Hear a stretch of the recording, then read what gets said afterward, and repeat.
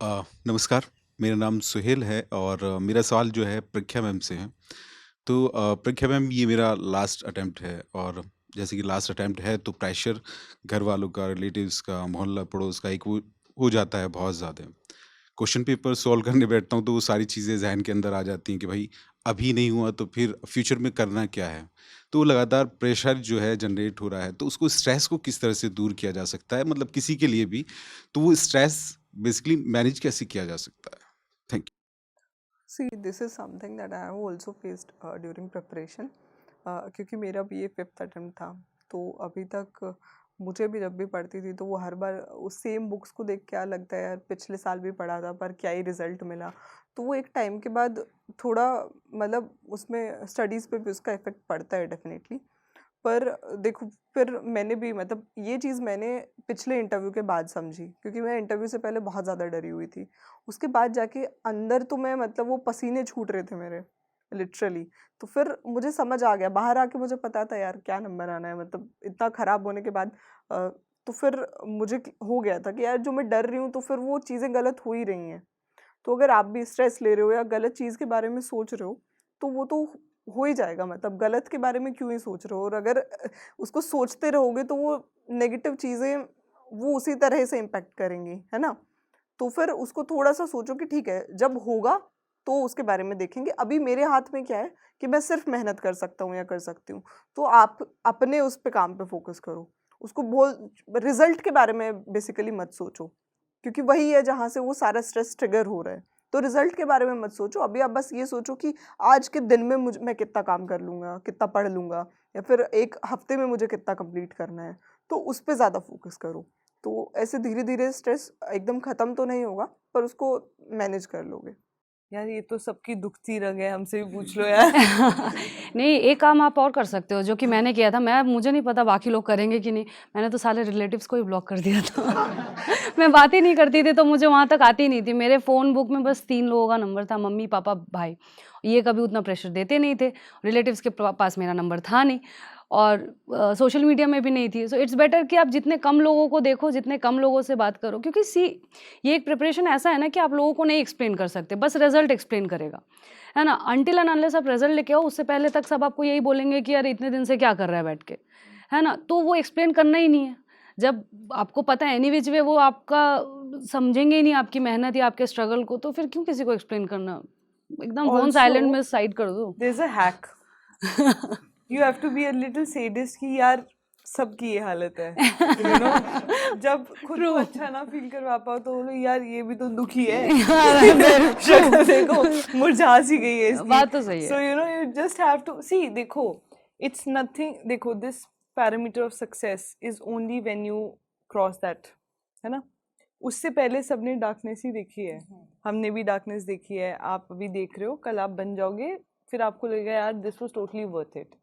Life में एक चीज हमेशा it's worth mentioning and worth noting here is we feel stressed, but that is when we are going to get our maximum potential. हम अपना सबसे ज़्यादा पोटेंशियल हार्नेस ही तब करते हैं जब हमें लगता है कि यार हमसे नहीं हो पाएगा। So it is a good thing, but it is up to your mindset that you make it a good thing or a bad thing. I used to, मेरा सिंपल फंडा था भाई लाइफ का, मैं बताती हूँ, ये भी अच्छा नहीं है वैसे, डोंट मेक दिस कि ये करना है।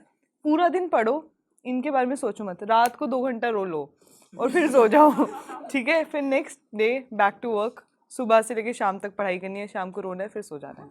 ठीक है, ये बेस्ट है। इसमें ना कि आप टाइम रख लो ना कि इस टाइम पे मैं रैंट करूँगी या करूँगा, तो फिर ये पढ़ाई के बीच में नहीं आएगा।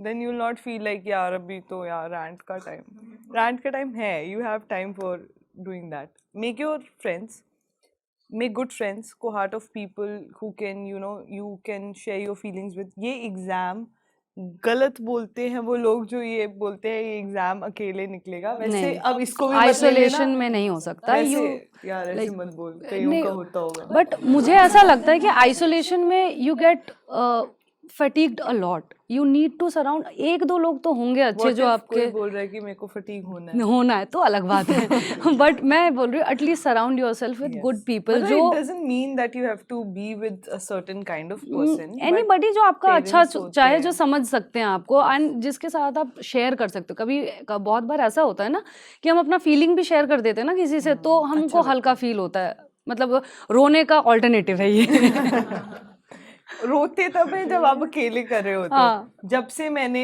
यार, तो मैंने अपनी जो सही प्रिपरेशन, सॉरी मैंने आपका क्वेश्चन में भी जवाब दे दिया, बट ये इम्पोर्टेंट है, क्या पढ़ना है, कैसे पढ़ना है, आपको 1000 लोग बता देंगे, वो भी बता देंगे सही से जो शायद एग्जाम को क्रैक नहीं कर पाए, बट जो आपको नहीं कोई बताएगा इज कि इसको शांत कैसे रखना है या इसको ठीक कैसे रखना है। इसलिए मुझे लगा कि ये इससे भी पूछ लो, ये मुझसे भी पूछ क्योंकि लो। सब वही फेस करते हैं एक्चुअली। हम अभी कैसे भी लगे, आई एम श्योर सब में ऐसे फेजेस बहुत आए, सेल्फ डाउट के फेजेस बहुत आए हैं।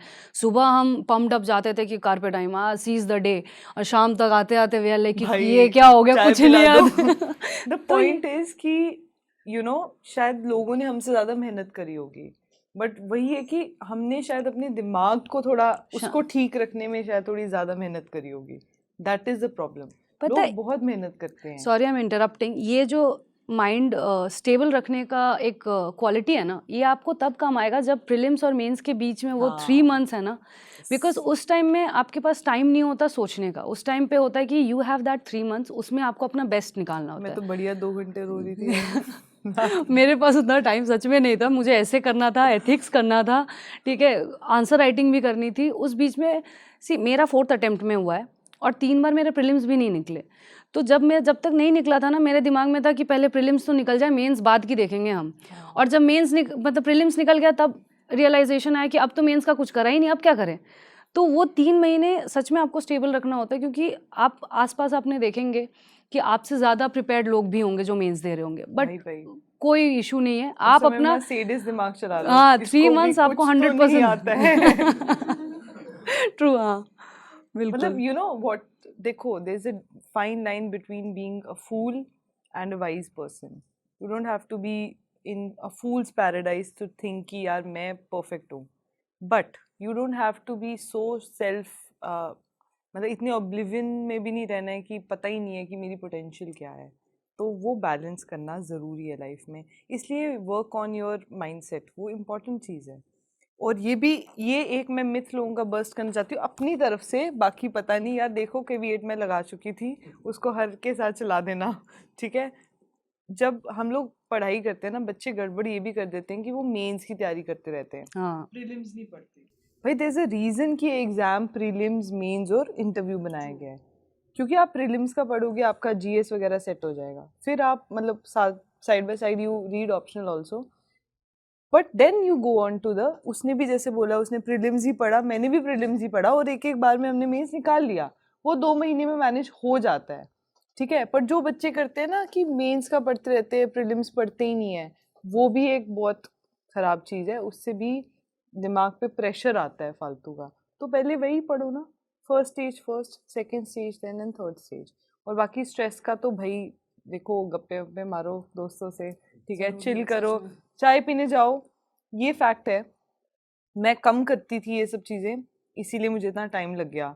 मतलब अब मैं ये नहीं बोल रही कि पूरा दिन ही बर्बाद कर दो, बट वही है कि you have to find that sweet spot कि यार अब मैंने 4 घंटे पढ़ लिया है, अब ये मेरा आधा घंटा है, I will enjoy this time.